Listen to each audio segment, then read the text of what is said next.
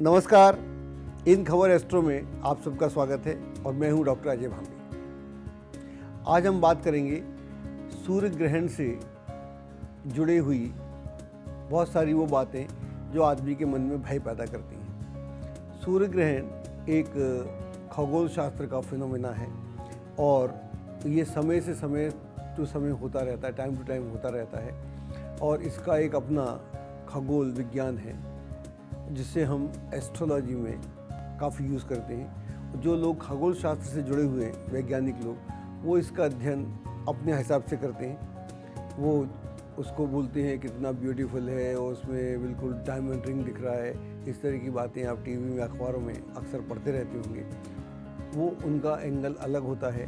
जो लाइट सन से आ रही थी वो डिस्ट्रक्ट हो रही है, स्टॉप हो रही है कुछ समय के लिए, तो उसका क्या असर इस दुनिया पे पड़ता है या उसकी क्या इम्पोर्टेंस है।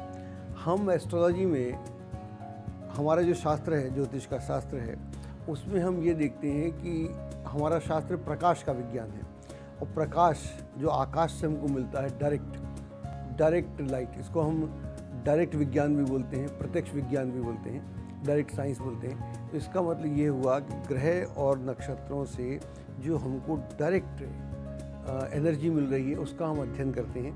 और जब सूर्य ग्रहण के समय वो लाइट जो सन से आती है वो जब विड्रॉ हो जाती है या आधे 1 घंटे 2 घंटे के लिए नहीं आती, तो उसका हम असर लोगों के ऊपर देखते हैं। ये जहाँ तक देखने का बात है, ये तो वैज्ञानिक बात है।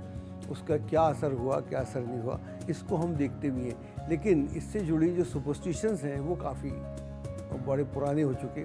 और ज्योतिष का पहला सूत्र है देश, काल और परिस्थितियाँ। देश हमारा वही है, काल तो बदल गया, काल वो नहीं है, और सर्कमस्टांसेस एकदम बदल गए।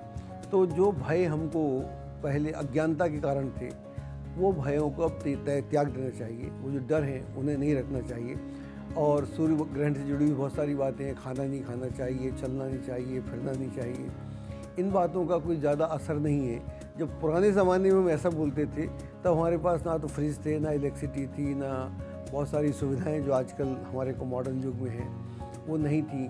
तो हमको एक ध्यान रखना पड़ता था। उस समय इस तरह की कुछ बातें थी, वो शायद रेलेवेंस रही होंगी उस ज़माने में, लेकिन आज के ज़माने में इनका कोई ज़्यादा रेलेवेंस नहीं है। मैं तो खुद खाना खा लेता हूँ सूर्य ग्रहण के समय में और मुझे कोई ऐसी दिक्कत नहीं है। लेकिन जो ग्रहण होता था, ग्रहण जब होता है, अगर आपने एक इसका असर देखा हो, बड़ा कॉमन है, जितने पक्षी होते हैं वो सारे शांत हो जाते हैं। बंदर भी चुप हो जाता है। बंदर कूदता ही रहता है, बोलता ही रहता है, एक पेड़ से दूसरे पेड़ से, एक डाल से दूसरी डाल।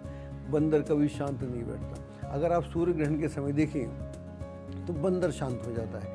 और जब हमने एंशियंट टाइम पे हमारी किताबों में लिखा है, वेदों में या ज्योतिषी किताबों में, तो वो उस चीज़ को रेफरेंस करती है कि ऐसा टाइम है, शांति का टाइम है। अगर आप शांत हो सकें और आप ध्यान करने लगें, पूजा पाठ करने लगें, तो यह एक आपको आसानी से आप ट्रांस में जा सकते हैं। तो दैट वाज द पर्पस। लेकिन फिर उसका मिसयूज़ हो गया। तो ये तो हमने किया नहीं और हम डर के बैठ गए और हम पता नहीं क्या क्या करने लगे। लेकिन अगर इस समय का प्रकृति के साथ, ये उस समय की बात है जब आदमी प्रकृति से जुड़ा हुआ था, उसका सारी गतियाँ, सारी एक्टिविटीज़ सनराइज से शुरू होती, सनसेट पे ख़त्म हो जाती थी। तो बीच में जो प्रकाश का अवरोध हुआ, उस प्रकाश को कैसे इस्तेमाल करना है। मान लीजिए दिन के 12 बजे से 2 बजे तक ग्रहण है, सूर्य ग्रहण है।